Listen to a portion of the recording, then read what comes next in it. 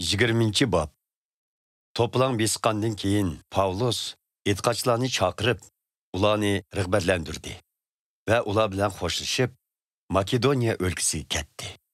U shu atrofdagi joylarni oralab, etqachilarni rag'batlantiradigan nurg'un so'zlarni qilgandan keyin Yunonga berib, u yerda 3 oy turdi. Pavlus kemiga o'ltirib Suriya o'lkasiga qaytmoqchi bo'lib turganda, Yahudiylarning uni o'ltirish suiqasdi ekanligidan xabar tepib, Makedoniya o'lkasidan o'tib, quruqlik bilan qaytib ketish qaroriga keldi. Uning bilan birga bo'lganlar Beriyalik Pirus o'g'li Sopater, Salonikaliklardan Aristarxus bilan Sekundus, Derbalik Gaius, Timotey va Asiya o'lkasidan Tikukus bilan Trofimlar edi.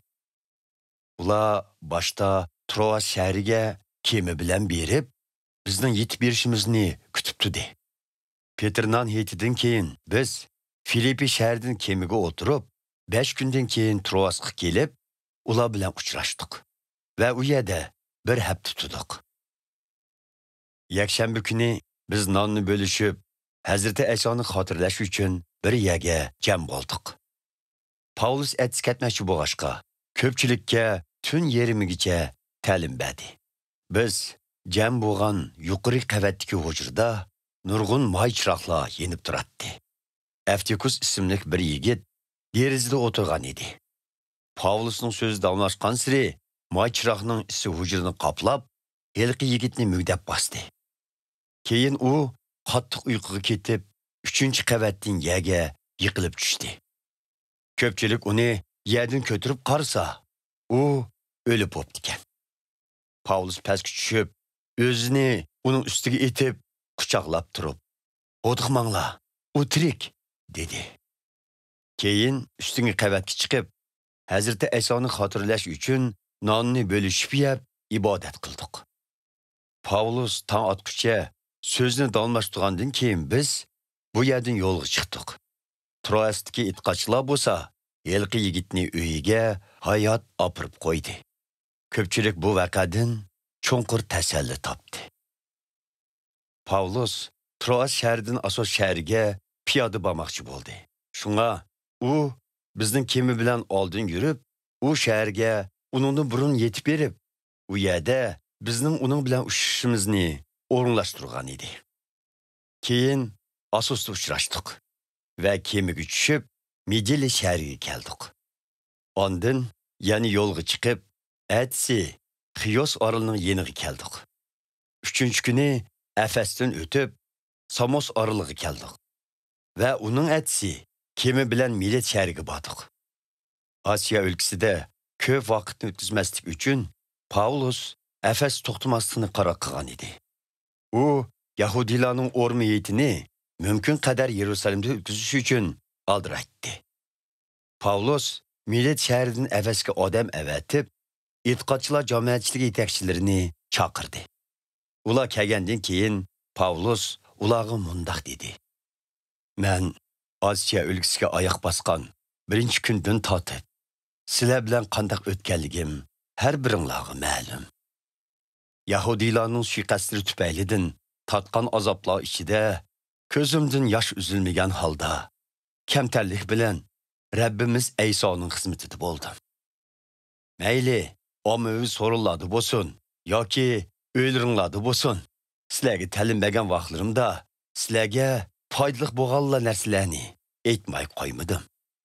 Yahudiylar va Yahuda emaslarni to'g'ri qilib, Xudoga yuzlanishga va Rabbimiz Aysoga e'tiqod qilishga undidim.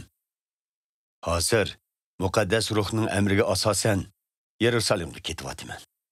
U yerda qandoq ishlarga duch kelganligimni uqmayman. Faqat shuni bilamanki, muqaddas ruh men bordigan shaharlarda meni zindon va azoblarni kutib turadiganligini oldin aytib kelmoqda. Lekin men o'z musofamni tamomlashim, Rabbimiz Aysoning topshirgan xizmatini muvaffaqiyatli o'rindishim, ya'ni Xudoning mehr shafqati to'g'risidagi xush xabarning guvochisi bo'lishim uchun o'z hayotimni qilchi oyimay Yerusalimga ketyapman. Men sizlar bilan oralashib, har biringlarga Xudoning podshohligi haqida tushundim. Endi manga ma'lumki, buningdan keyin sizlar meni qayta ko'rolmaysizlar. Shuning uchun bugun sizlarga shuni jiddiy aytib qo'yayki, oranglarda har qanday bir kishi qutqizilmasa, men javobgar emasman. Chunki men Xudoning irodasini qilch elib qolmay, sizlarga to'liq yetkizdim. O'zinglarga paxas bo'linglar. Muqaddas ruh sizlarning boshlamchi qilishinglarga topshirgan barliq qirindishinglarga paxas bo'linglar. Podichi qo'ylarini boqqandek, sizlarmu Xudoning jamoatchiligini beqinglar. Chunki Xudo ularni o'z o'g'lining qiniga setib olgan. Manga ayonki, men ketgandan keyin chilbörlar podini qalam qilishtirganga o'xshash, sizlarning oranglardan ba'zilar e'tiqodlarni o'ziga egashtirish uchun xato ta'lim taqitdi. Shunga hoşyar bo'linglar.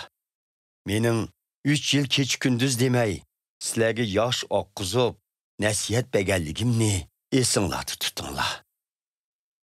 Endi men sizlarni Xudoga va uning mehr shafqatli so'zlariga topshirdim.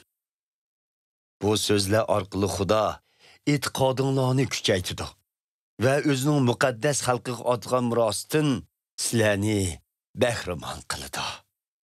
Sizlarga ma'lumki, men hech qachon har qanday kishining kiyimlariga yoki oltin kumushiga ko'z qirimni solmadim. Men ikki biligimga toyinib, o'zimning va hamrohlarimning hojatidan chiqdim. Har qanday ishda sizlarga mushundaq ajr orqali hojatmanlarga yordam berish lozimligini ko'rsatdim. Shunda qilsanglar, Rabbimiz Ayso o'zi aytgan, bermak olmoqdanmi zo'r baxt deganini esinglardan chiqarmaysizlar.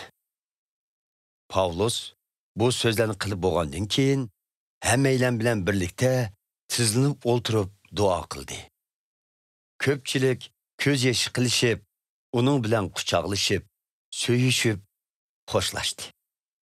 Ularni eng mayshlandirgini Pavlusning buningdan keyin meni qayta ko'rolmaysizlar degan so'z bo'ldi.